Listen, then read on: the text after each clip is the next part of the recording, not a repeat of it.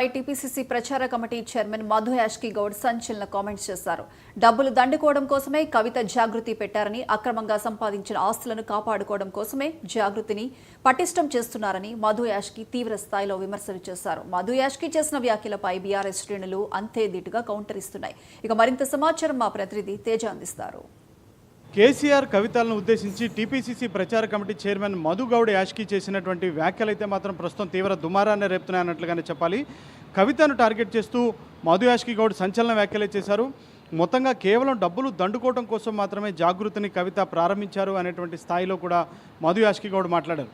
ఇంకా ప్రత్యేకించి అయితే మాత్రం అంటే ఇప్పుడు కూడా తన అక్రమంగా సంపాదించినటువంటి ఆస్తులను పరిరక్షించుకోవడం కోసం మాత్రమే జాగృతిని పునరుద్ధరించేటువంటి ప్రయత్నం చేస్తున్నారు, బలోపేతం చేసుకునే ప్రయత్నం చేస్తున్నారు కవిత అనేటువంటి స్థాయిలో కూడా మధు యాష్కి గౌడ్ విమర్శించారు. ఇక కేసీఆర్ని కూడా టార్గెట్ చేస్తూ కూడా మధు యాష్కి గౌడ్ విమర్శలే చేశారు. మొత్తంగా కేసీఆర్ ఎప్పుడు కూడా తెలంగాణ రాష్ట్ర ప్రయోజనాల కోసం ఆయన ఎప్పుడు పనిచేయలేదు, కేవలం ముఖ్యమంత్రి కావడమే తన లక్ష్యంగా పెట్టుకొని ముందుకు వెళ్లారు. ఆ విధంగానే కేసీఆర్ పనిచేశారు. కేసీఆర్ వల్ల తెలంగాణ రాష్ట్రానికి జరిగినటువంటి అభివృద్ధి ఏమీ లేదు అనేటువంటి స్థాయిలో కూడా మధు యాష్కి గౌడ్ మాట్లాడారు. సో మొత్తంగా మధు యాష్కి గౌడ్ చేసినటువంటి విమర్శలైతే మాత్రం ఆ విమర్శలకైతే మాత్రం మొత్తంగా బీఆర్ఎస్ పార్టీ శ్రేణులు అయితే తీవ్ర స్థాయిలో మండిపడుతున్నారు అన్నట్లుగానే చెప్పాలి. ప్రత్యేకించి 30% కమిషన్లు లేదే కాంగ్రెస్ సర్కార్ నడుస్తున్నటువంటి పరిస్థితి లేదు అనేటువంటి స్థాయిలో బీఆర్ఎస్ పార్టీ కాంగ్రెస్ పైన విమర్శలు చేస్తున్నారు.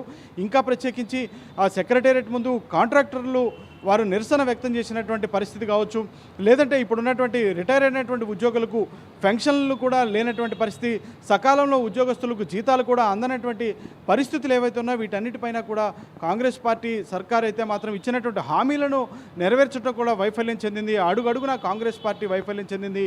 అలాంటి వైఫల్యం చెందినటువంటి కాంగ్రెస్కి అయితే మాత్రం ఇటు కేసీఆర్ని కానీ కవితను కానీ విమర్శించేటువంటి అర్హత లేదు అనేటువంటి స్థాయిలో బీఆర్ఎస్ పార్టీ నేతలు అయితే మాత్రం చాలా తీవ్ర స్థాయిలో కాంగ్రెస్ పైన మధు యాష్కి గౌడ్ పైన అయితే మాత్రం విమర్శలు చేస్తున్నారు. ఇంకా చేసినటువంటి వ్యాఖ్యలను ఉపసంహరించుకోవాలి అనేటువంటి స్థాయిలో కూడా బీఆర్ఎస్ పార్టీ నేతలు ఒత్తిడి తీసుకొస్తున్నటువంటి పరిస్థితిగానే చెప్పాలి. ఏది ఏమైనప్పటికీ కూడా మొత్తంగా ఎప్పుడైతే ఈ కవిత ఎపిసోడ్ అనేటువంటిది తెలంగాణ రాష్ట్రంలో మరింత కాకరేపుతుంది, ఇటు ఏం జరగబోతుందా అనేటువంటిది అయితే మాత్రం తీవ్ర ఉత్కంఠతకు దారితీస్తున్నప్పటికీ కూడా మధు యాష్కి గౌడ్ అయితే మాత్రం మరొక వ్యాఖ్య కూడా చేశారు. ఇటు కేవలం కిషన్ రెడ్డి, కేసీఆర్ కేవలం కాంగ్రెస్ సర్కార్ను ప్రత్యేకించి రేవంత్ సర్కార్ను దించేసేటువంటి కుట్ర చేస్తున్నారు. అందులో భాగంగానే ఈ విధంగా కూడా బీజేపీ పార్టీ నరేంద్ర మోడీ కావచ్చు, లేదంటే అమిత్ షా కావచ్చు, వీరిద్దరి డైరెక్షన్లోనే కవిత ఈ విధంగా కూడా వ్యవహరిస్తున్నారు అనేటువంటి స్థాయిలో కూడా మధు యాష్కి గౌడ్ అయితే మాత్రం విమర్శించినటువంటి పరిస్థితి ఉంది.